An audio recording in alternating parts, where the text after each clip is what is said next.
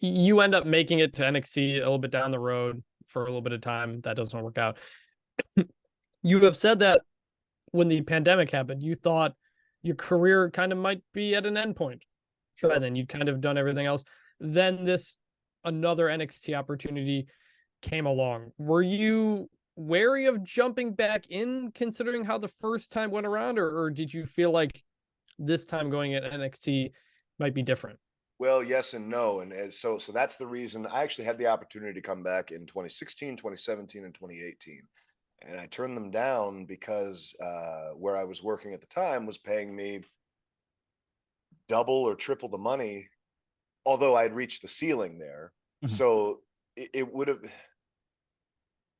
even though I was making more money and I was on TV there, nobody was watching that TV, if we're honest. I mean, it was maybe an audience of like 200,000 or something like that. I watched it, I remember.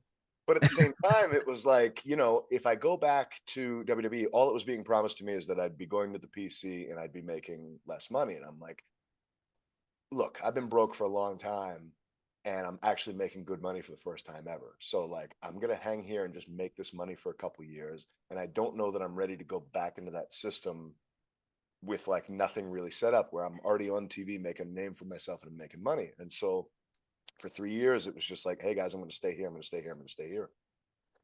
And then finally it was at a point where I'm like, all right, well, clock's ticking and like, I feel good and young. And most people don't know that I'm the age that I am. But when people see that number on paper, oh man, does it light some synapses up in people's heads. So, that's where I'm just thinking like, all right, well, at some point they're probably not going to touch me now. But I'm thinking to myself, okay, well, if I can get that happening, I know I'm going to take a big pay cut. It's going to be a major lifestyle change for a bit, but that's on the bet that I can turn it into a lot more down the road, because again, I had already hit the ceiling where I was, and the ceiling in WWE is way up here. So it's